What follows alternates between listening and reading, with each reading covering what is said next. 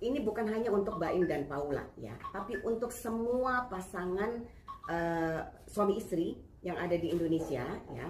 Kalau ingin bercerai, ada anak masih di bawah umur, saya sarankan untuk tidak huru-hara memperebutkan hak asuh anak. Oke, Bu, mungkin dipersiapkan. Ya, assalamualaikum warahmatullahi wabarakatuh. Waalaikumsalam.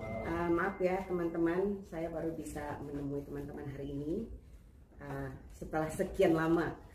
Saya dikejar-kejar terus oleh wartawan, tapi hari ini saya merasa perlu untuk menyampaikan informasi supaya jelas ya terkait dengan posisi kami sebagai kuasa hukum Paula. Jadi saya sampaikan di sini bahwa betul Paula merupakan klien kami ya yang sudah datang ke kantor kami itu per April ya. Jadi per April Paula itu datang ke kantor ya, kantor sini konsultasi terkait dengan rencana perceraian ya, rencana perceraian antara Paula dan Baim sebagai suami.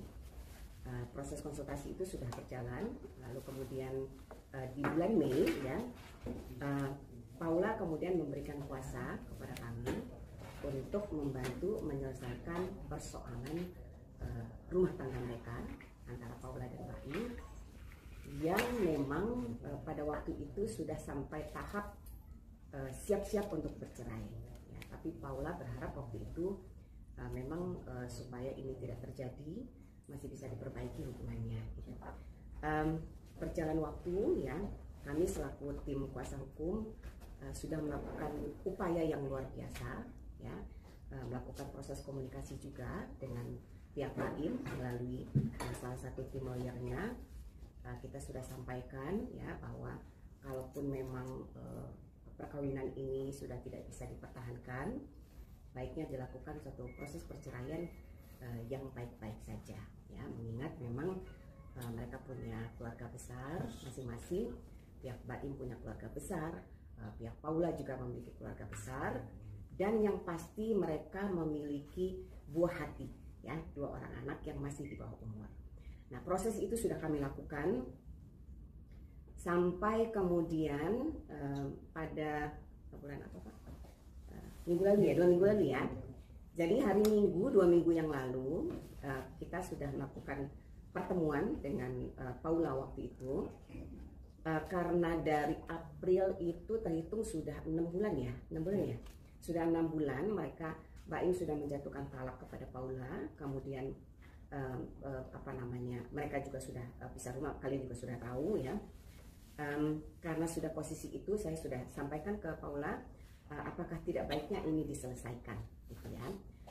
Kalau memang sudah tidak bisa dipertahankan, Paula mengajukan gugatan cerai atau kita menunggu gugatan dari Baim. Nah, Paula waktu itu masih berharap ini masih bisa diperbaiki dan minta waktu 2 minggu waktu itu, sejak kami bertemu. Lalu kemudian qadarullah ya, sejak kami bertemu hari Minggu, kemudian hari Selasa ternyata Baim sudah mendaftarkan gugatannya ke Pengadilan Agama Jakarta Selatan, yang kemudian disertai dengan preskon yang akhirnya kemudian kalian media juga mulai ingin mencari klarifikasi ya dari pihak Paula. Dan kami waktu itu, kami selaku kuasa hukum pada waktu itu merasa tidak perlu untuk melakukan preskon, tidak perlu untuk merespon informasi-informasi yang beredar di luar, karena kami berpikir ini adalah persoalan keluarga ya, wilayah privat yang tentu harus diselesaikan secara kekeluargaan ya. Kalau memang kemudian ini sudah sampai prosesnya di pengadilan, tentu yang terbaik adalah menyelesaikan persoalan ini di persidangan ya. Apa yang didalilkan, bukti-buktinya bagaimana, segala macam, kita berharap semua diselesaikannya di persidangan. Jadi kita bukannya kita tidak mau melayani wartawan waktu itu.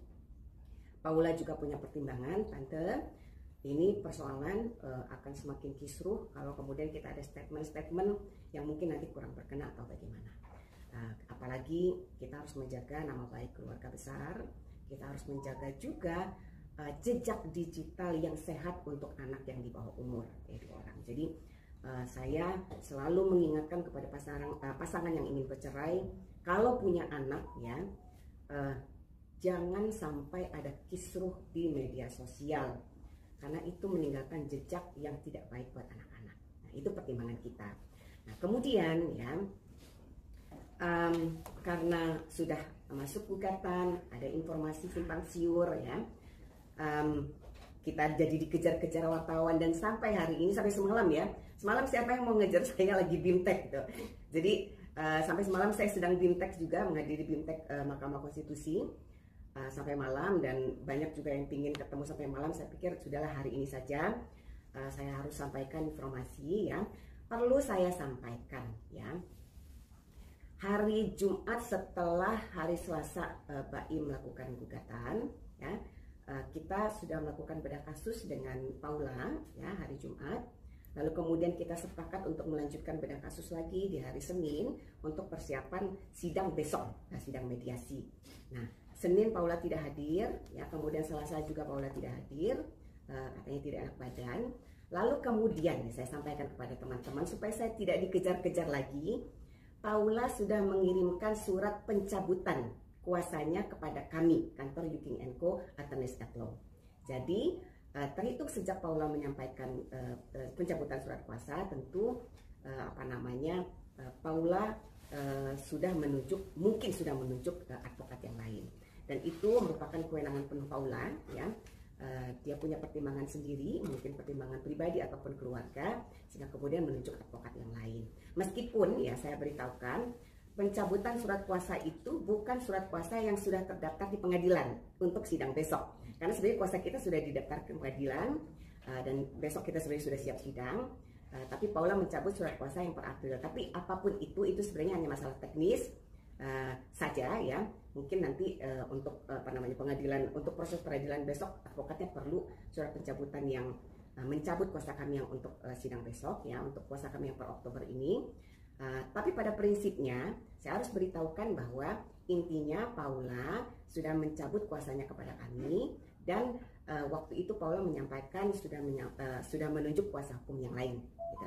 Nah, itu yang akan saya sampaikan, yang perlu saya sampaikan kepada teman-teman semua. Dan saya selaku orang yang mengenal baik BAIM, saya juga mengenal baik Paula ya. Mereka adalah pasangan suami istri yang sebenarnya baik-baik saja, bahwa kemudian dalam perkawinan mereka ada persoalan, ada perbedaan cara pandang segala macam, itu manusiawi. Dalam setiap perkawinan pasti selalu ada persoalan, dan kalau memang ini adalah keputusan terbaik mereka untuk bercerai, saya ya meminta semua teman-teman juga semua mendoakan semoga ya proses perceraian Paula dan BAIM bisa selesai dengan baik-baik ya, dan yang pasti dimudahkan oleh Allah Subhanahu wa taala semata-mata untuk kebaikan, baik itu untuk Paula, untuk BAIM, untuk keluarga besar, dan yang pasti untuk anak-anak. Jadi kalaupun mereka harus bercerai, saya berharap mereka bisa cepat selesai cerai dengan baik-baik ya kan, tanpa ada kisruh sana sini, tidak perlu saling menjatuhkan satu sama lain karena mereka punya anak, itu aja. Jadi dari awal sebenarnya waktu Paula datang ke sini di bulan April berdiskusi, berkonsultasi, concern saya hanya satu, kalau memang sudah tidak bisa dipertahankan cerai, tapi lakukan dengan baik demi anak-anak gitu. Jadi itu teman-teman ya, mohon maaf sekali kalau selama ini saya tidak punya waktu atau belum punya waktu untuk menemui teman-teman, tapi ini saya harus sampaikan supaya teman-teman juga terkonfirmasi. Besok akan mengambil informasi, ya, akan melakukan konfirmasi dengan pihak yang memang sudah berwenang untuk menyampaikan informasi terkait dengan persidangan, karena kuasa hukumnya Paula sudah bukan kami lagi. Saya kira itu. Terima kasih teman-teman. Kalau ada yang mau ditanya boleh, saya masih punya waktu. Pak Agus, ada yang mau disampaikan? Cukup ya. Jadi kita terakhir hari Jumat ya, meeting dengan Paula ya, kita di sini. Saya kira itu. Ibu, mungkin apa Ibu yang menjadi bahan diskusi saat Paula pertama kali konsul dengan Ibu? Ada persoalan apa sih yang sehingga finalnya itu harus berpisah gitu? Ya, kalau persoalan apa tentu saya tidak punya kewenangan untuk menyampaikan itu, karena ini masalahnya sangat private ya. Ini saya sebenarnya kenapa saya tuh tidak mau banyak bicara dengan media kalau ini terkait dengan perceraian. Karena yang namanya perceraian itu adalah masalah privat setiap pasangan suami istri, ya. Saya tidak dalam kapasitas untuk menyampaikan itu, tapi yang pasti ada persoalan. Kalau tidak ada persoalan tidak mungkin bercerai, gitu. Entah itu dari pihak istri, entah itu pihak suami, entah itu dari dua-duanya, pasti selalu ada persoalan. Kira itu ya. Mungkin terkait simpang siur yang soal selingkuh dari Paula sendiri seperti apa Bu? Tapi Paula sendiri sempat cerita nggak, Bu? Dari Membantah yang kemarin sempat beredar itu, Bu. Ya, kalau soal itu sebenarnya materi persidangan. Jadi salah satu alasan perceraian itu kan itu ya, Mbak Im sudah sampaikan, lawyernya juga sudah sampaikan. Jadi saya tidak punya kapasitas untuk menjelaskan mengenai tuduhan perselingkuhan itu, ya. Tapi dari sisi hukum, saya ingin sampaikan bahwa tidak mudah menuduh seseorang untuk berselingkuh, ya. Berselingkuh itu juga harus dijelaskan, berselingkuh yang sebagaimana. Kalau dalam hukum, ya, dalam hukum tidak ada istilah perselingkuhan. Dalam hukum itu tidak ada istilah perselingkuhan. Jadi yang dimaksud oleh pihak Mbak Im itu yang bagaimana, tentu bukan kapasitas saya untuk menjelaskan. Itu adalah kapasitasnya Mbak Im dan tim lawyernya. Dan saya juga tidak punya kapasitas untuk menceritakan sejauh mana pembicaraan kita selama ini sejak April. Ibu, soal anak sendiri mungkin seperti apa pembagian waktunya mungkin antara Mbak Im dan Kak Paula? Ya, kalau soal anak sebenarnya dari awal, ya, ini bukan hanya untuk Mbak Im dan Paula, ya, tapi untuk semua pasangan suami istri yang ada di Indonesia, ya. Kalau ingin bercerai, ada anak masih di bawah umur, saya sarankan untuk tidak huru-hara memperebutkan hak asuh anak. Sebab yang namanya ayah, yang namanya ibu, pasti dua-duanya menyayangi anak-anaknya. Dan yang satu lagi yang saya selalu ingatkan kepada klien selama ini, termasuk kepada Paula dan kepada Mbak Im, ya. Kalau kita bicara anak, kita tidak bicara hak orang tua. Kalau kita bicara anak, kita bicara hak anak. Orang tua itu punya kewajiban terhadap anak. Anak punya hak yang dilindungi oleh undang-undang. Undang-undang melindungi hak anak dengan baik. Setiap anak punya hak untuk hidup, tumbuh, dan berkembang, mendapat kasih sayang yang utuh dari ayah dan ibunya. Jadi tidak boleh sekalipun, ya, baik pihak maupun suami maupun pihak istri kemudian merasa paling berkompeten untuk mengasuh anak, apalagi ini anak di bawah umur. Jadi secara hukum yang kita harus pikirkan, yang harus kita pahami adalah berdasarkan Undang-Undang Perlindungan Anak, anak memiliki hak untuk mendapat kasih sayang baik dari ayah maupun dari ibunya.